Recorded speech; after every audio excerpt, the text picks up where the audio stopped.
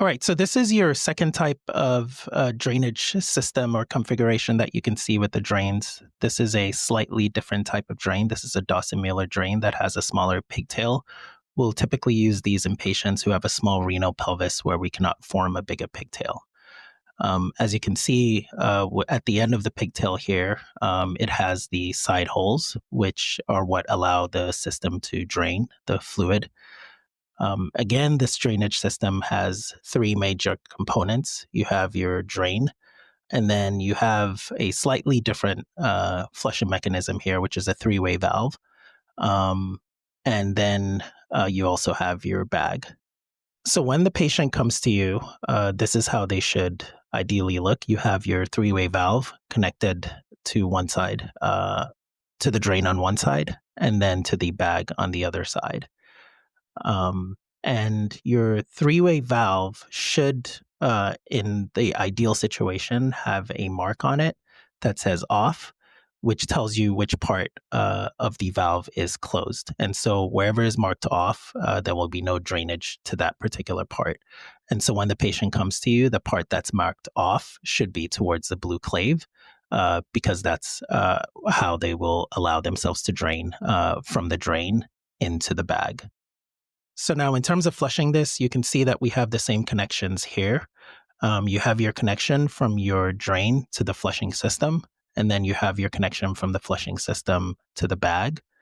And so these are some areas to troubleshoot and making sure that these connections are tight, to make sure if the patient is complaining of leakage.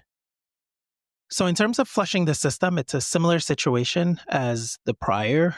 Again, you'll clean your hands or wear some gloves while doing this. And then you take an alcohol prep pad and clean the blue clave.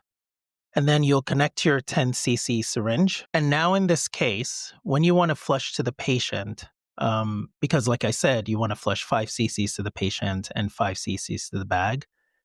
If you want to flush to the bag first, then you will turn the off on the valve towards the patient.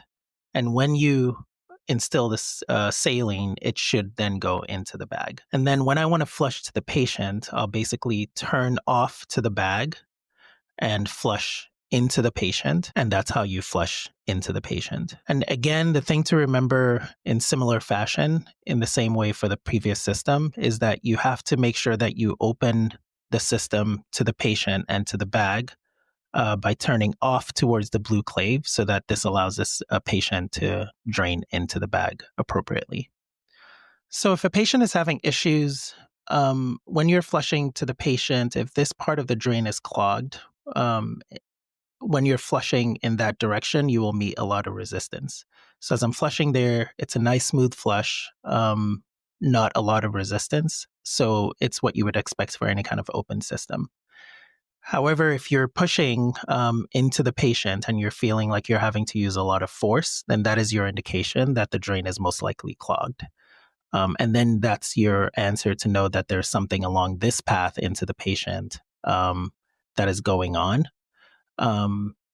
We do sometimes see clogging in the other path, which is basically going into the bag. But typically, like I said, that part is going to be out of the patient and you're going to be able to see that. So you could also have clogging of the three-way valve system. Typically, the way I would troubleshoot that is I would take everything off, disconnect the whole system and connect the syringe directly to the drain and then flush through there.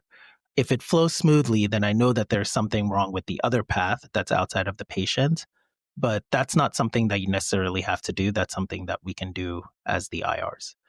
So in terms of troubleshooting these drains, essentially what we've showed so far as flushing the drain is probably good enough. Typically, as the IRs, will ask you if you could help us flush the drain and see if you notice any resistance in any direction and what direction that resistance seems to be coming from. And with that piece of information, and likely with the KUB, that's typically enough for us to start our own evaluation of the patient. And it gives us a head start in terms of our evaluation, which is always appreciated from our standpoint.